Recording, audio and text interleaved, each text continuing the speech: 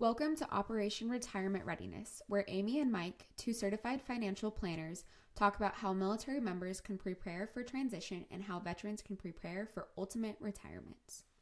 This podcast represents the views of the hosts and any guest. It is for informational purposes only and should not be considered tax, financial, or legal advice. All information is regarded to be from reliable sources. The hosts are not responsible for any losses, damages, or liabilities that may arise from the use of this podcast. This podcast is not intended to replace professional advice. Hey, Mike, it's good to see you back. So we're a little bit into the new year now. How's the gym census looking? Still busy. I expect probably a couple more weeks, hopefully not months, but yeah, it'll eventually drop off. But right now, people still seem to be holding on to that New Year's resolution of getting in shape. Yeah, a lot of people kind of sort of stick it out through the month of January, but then drop off after that because, resolutions are just hard to stick to, whether it's a fitness resolution or something else. Yeah, I was looking up some stats and it says that 23% supposedly drop after the first week of their resolution, and 43% end up dropping by the end of January, and really only about 9 to 12% actually kind of stick through and either make it an ongoing new habit or get through the year. So it's not looking too good if you don't really have a good plan for how you're going to tackle that resolution. Yeah, I guess I'm surprised that the people who stick it out, it's as high as 9 to 12%. That's a little bit surprising to me. But you're right, having a plan is probably what helps make those people successful. Yeah, exactly. So last week we talked about some of the common things that are out there that people make resolutions about on the financial side. And this week we wanted to talk about some of the uncommon ones that people should be thinking about, but maybe isn't high enough in their mind to make it an actual resolution. So, uh, Amy, what's one thing that folks should be thinking about as they approach either military retirement or ultimate retirement and get ready for that big transition? Yeah. So I think that probably the thing that people spend maybe the least time thinking about as they prepare for retirement, and if you're listening to a podcast called Operation Retirement Readiness, you're probably interested in this, but I meet a lot of people who are very excited to leave what they're doing, whether to leave the military behind or their civilian job behind and have, a different life. They spend a lot of time thinking about all the reasons they want to leave. They don't spend a lot of time thinking about what they want the next chapter to look like. Um, and quite honestly, I mean, that's where all plans begin, right? You start with the end in mind. That's the ideal, so that you know where you want to get to. And it's exactly the same when you're planning retirement. What do you want retirement to look like? It's not enough to just say, I really want to be done with the military. I can't wait to, sometimes people go as far as, I can't wait to move back home to pick the place that home is, or I can't wait to move to the beach or do whatever. But they don't really fill out what the day looks like. What's a day in the life look like? And really put purpose behind their retirement years. And I've worked with a lot of clients over the last several years, and many of them well into their 70s, 80s, and 90s. And the clients who were the most healthy and the happiest in retirement were those that were driven by a purpose. They were busy all the time. They were having fun doing what they were doing, and the things they were doing had purpose behind it for them. And my clients who, spent a lot of time doing nothing, or, just kind of grinding through the day to day of life, cooking dinner, going grocery shopping, the normal stuff, they were a lot less happy and a lot less healthy. So this is a critical thing that people should be spending time on, even if it doesn't seem obvious. Yeah, I agree. I've always heard the statement you need to retire to something, not just from something. And it's important. You look at any of the research, like you said, the people that are happiest and healthiest had that other thing that they were passionate about. And a lot of times people are like, oh, it's the cliche one is I'm going to go golf every day type thing. But honestly, in some ways that can get old. I mean, unless you are, that's a small percentage of folks typically. So you want to have some varied things that you like to do that you can do regularly.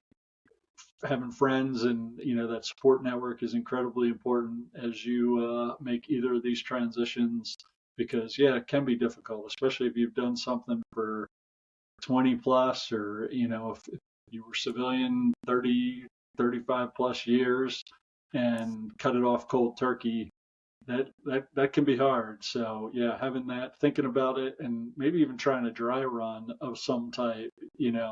Can you take extended leave? Can you slowly ramp down through, maybe part-time work or something else, consulting that you can do, a little bit at a time, and just transition slowly is incredibly important. Yeah, yeah. And I mean, I think since both of us have quite a lot to say about this particular sort of introduction, it'll be good when we get a chance later to dive more into this. Of course, being planners at heart, we're very interested in starting with the end in mind, but it's just so critical. It makes such a big difference to everyone's life. So looking forward to digging more into it. But for now, Mike, what's another uncommon um, thing that financial resolution that people should be considering? One of the big things, especially as you're approaching either of these transitions, is life insurance. If you're in the military right now, you're covered by, typically SGLI if you've opted in for that. Survivor benefit plan, which is really kind of a decision point at retirement, but you're actually covered by that same kind of program while you're in. So if something happened to the military member, the family would be taken care of and get that money coming in. So understanding all of that, there are options. There's the veterans group life insurance as you transition, but just taking a holistic look at what is your need for life insurance during the transition and after the transition. It also applies at retirement. Maybe you have a policy that you don't need anymore, because you've got enough saved up, you've got enough income that you've earmarked for this, and you can take care of it without that life insurance. And then other times in retirement, you may want to actually add life insurance. It could be a good estate planning tool where if you are, planning to leave money to your children, that, they life insurance can be a way to do that. So just taking an assessment of what you have, what you need, determining who relies on any kind of income, if it's a pension or something like that, and if something happened to that person, would somebody else who relies on their income be taken care of?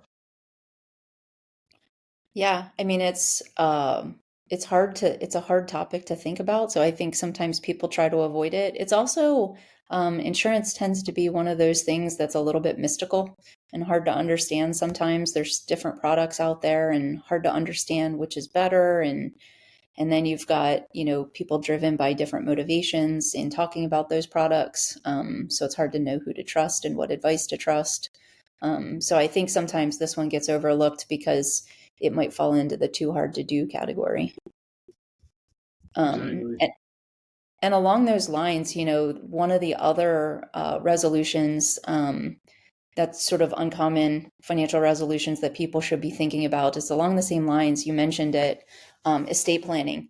So when people hear estate planning, some people might think that, that's for wealthy people. I don't have a lot of money. I don't have a lot of assets. I don't need to worry about it. Or I'm by myself. I don't need to worry about it.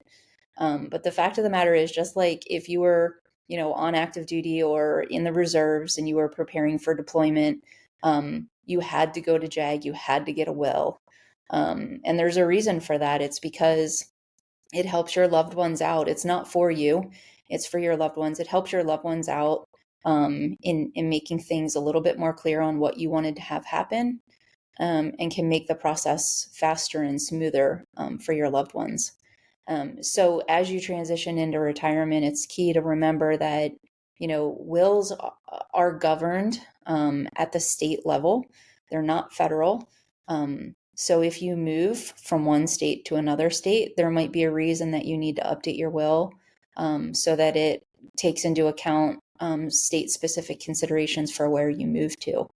If you get married, if you have a child, if you get divorced or a spouse passes away, or your executor passes away, you need to make updates. So the bottom line takeaway is that this is, your will and your other estate planning documents like powers of attorney and advanced directives and things like that.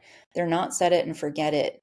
At least every couple years, and when you've experienced a big life change, you need to revalidate that your will still applies and is in good shape. And if it's not, then you can Google legal assistance for your closest military installation.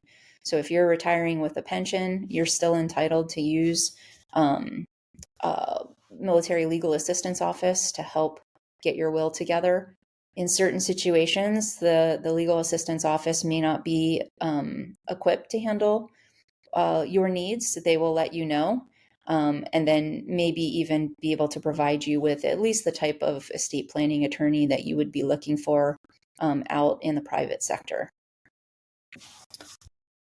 Yeah, it's incredibly important. You hear the kind of horror stories of folks, whether on active duty or after active duty or after being in the military, that don't have a will, and something happens and it just can be a whole lot more time consuming, expensive. All of that can just be such, a challenge that it's important to just check it every couple years, or when you've got that big life change that you talked about, to make sure you're still covered. So Yeah, exactly. And Mike, I think the next one that you're about to talk about is huge for transitions as well, especially the retirement transition. your health insurance, vision, dental, as you either transition into retirement, again, applicable to both military transitions and overall retirement as you start looking ahead to Medicare. So for military retirement, you're still going to get TRICARE. That's still an option. And if you're working a second job, you may get additional options there for your, you and your family, through a civilian workplace. So you want to be aware of that. You're going to need to look. You used to get your vision and dental all done through the military for the member, and now you're going to need to typically go to the benefits program, which offers dental and vision and insurance. So, making sure that you have the coverage you need. There's numerous options that you probably never dealt with before. So, at transition, you're kind of given that option. And then each year, late, mid-November through December is typically the open enrollment period for all those services. So making sure if you need to make a change, you're aware of that and when you can do it. So there's a lot to think about around making sure you have the right coverage. And understanding that now you're going to have to pay for vision and dental for you as well as your family. And then when you're looking ahead to ultimate retirement, at 65, you have the Medicare transition, and just making sure you're aware of that and the decisions that entails.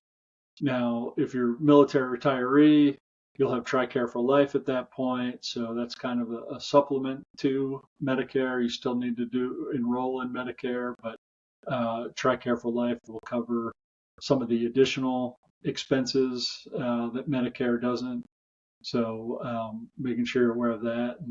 And then again, if you've got a gap between maybe you retire early in your early 60s, military retirees will be covered through TRICARE at that point. But if you know separated and are just a veteran, you need to understand how you're going to have health care before you're eligible for Medicare. So, and that oftentimes can be a pretty significant expense for folks if they retire early. So factoring that into your budget is critical. And it's intimidating. I mean, even though I had already, been through the certified financial planner curriculum, passed the exam, when I retired, and I really enjoy this stuff. So I had been doing my homework for years and years and years. Even with that, the decisions around what kind of TRICARE I wanted to select for my family, picking one of the 100 dental plans or however many there are, and then same with the vision plans. Like, how do you pick these things? It was a very intimidating process. It was also difficult to understand exactly what the timeline needed to be, so that we didn't have, a lapse in coverage. And whether you're retiring from the military or retiring from a private sector job, this can be equally intimidating. Maybe even more so if you're transitioning from a civilian job. Some employers will allow you to take coverage into retirement. Many do not. So, being really careful about understanding what you're going to do for healthcare coverage before age 65, before Medicare kicks in, is a really big deal. And the time to think about it isn't, 3 months before you retire. It really is, much further out, so that that you have enough money to fund the retirement lifestyle you want, and make sure that you're covered by the right health insurance. Yeah, those are all critical things, and you're right. It is. I was looking again the other night, just at the plan and everything for dental, because my daughter needed some dental work, and is there a cap on it for the year, and how does that all work? And so yeah, it's a new for a lot of military folks, it's a new adventure because they haven't really had to deal with that prior to transition. So Yeah. And the last one that we'll talk about, the last sort of uncommon financial resolution that people really should be thinking about, is probably equally mystical to health insurance and dental insurance, and that's tax planning. I mean, we all file our taxes every single year, which is a little bit, tax planning is a little bit different than filing your taxes. Filing your taxes is what you have to do to stay out of trouble. So it's compliance. And one of the goals when you file your taxes is to make sure that you pay as little as you have to in tax, right? So everything that you have to pay legally, but not a penny more, is sort of the goal there. But looking long term, particularly when you're talking about a military service member, the complexities of tax planning and looking down the road further are really important considerations. The near term consideration as you approach retirement is that, in the military, a large portion of your income is tax free, with your housing allowance, your subsistence, and maybe some other, pay items that might be tax free. So that might be as much as, 25 to 30% of your paycheck. If you plan to retire and get a private sector job, on top of your retirement, you're actually going to jump up, potentially at least one tax bracket, maybe, but you're certainly going to pay more tax overall, because more of your salary is going to be taxed, plus you have your pension on top of it. And as everyone knows, the tax code is complex. So there might be other things that then pile on because you have this additional income. And then looking down later down the road, if you've done a good job saving and you have a pension, there's these things called required minimum distributions that happen sometime in your 70s, sometime between 73, 75, depending on your age. You have to take money out of your 401k, and that money, if you have to take it out, is all taxable income. So if it went in pre-tax, it's got to come out, and you have to pay tax on it. And what we see a lot of times is that folks with pensions who did a good job saving, and maybe they did a good job saving pre-tax rather than using Roth, they end up in the highest tax bracket of their lives in their 70s and 80s and 90s. But that's not a foregone conclusion. You can there's options that you might have that fit into your overall financial picture. And so why not choose to pay taxes when your tax rate's a little bit lower? And then the last consideration around taxes, moving back to the near term, is if you're going to retire and move, if you're military, there's a good chance that you haven't been paying state tax at all. Even if you have been paying state tax and you move, the new state might have a different tax structure. So that might be to your benefit, or not. So it's a good idea to plan out ahead of time and just know whether or not you're going to be subject to this additional, 5, 6, 7% tax at the state level. Yeah, all great points. I mean, like you said, I like the you want to pay the amount you're legally supposed to, but not anymore.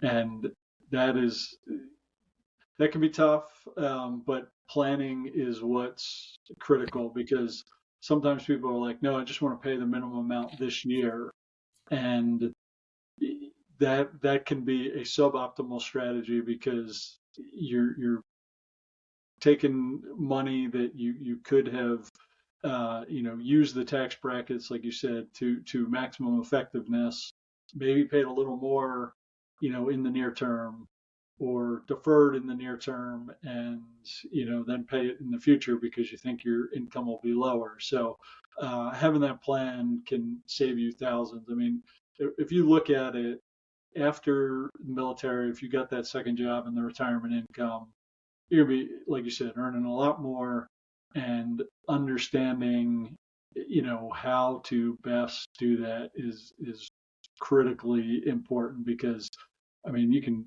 save over a lifetime, probably hundreds of thousands of dollars by having a smart tax plan.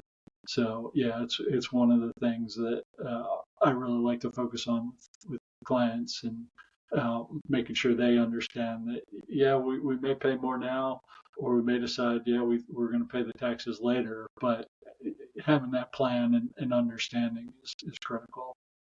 Yeah. Yeah. I mean, I like what you said, where, it could make hundreds of thousands of dollars of difference.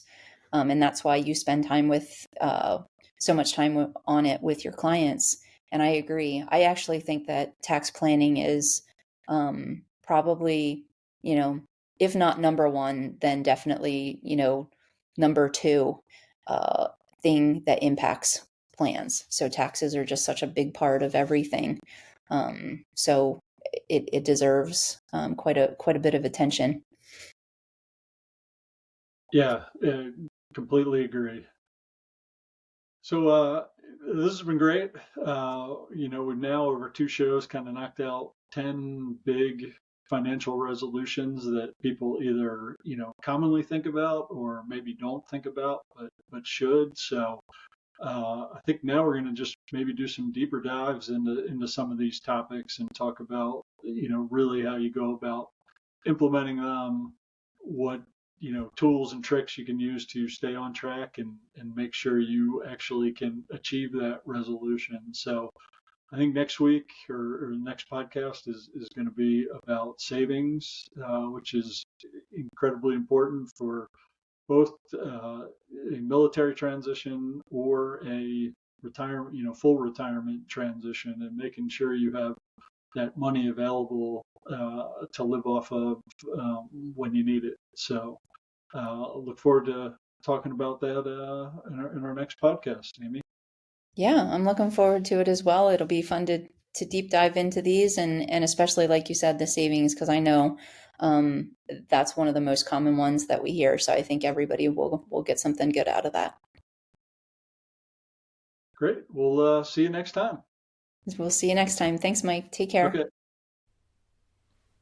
To get transcripts, show notes, or more information, go to operationretirementreadiness.com. Have a question or topic for the podcast? Send it to info@operationretirementreadiness.com.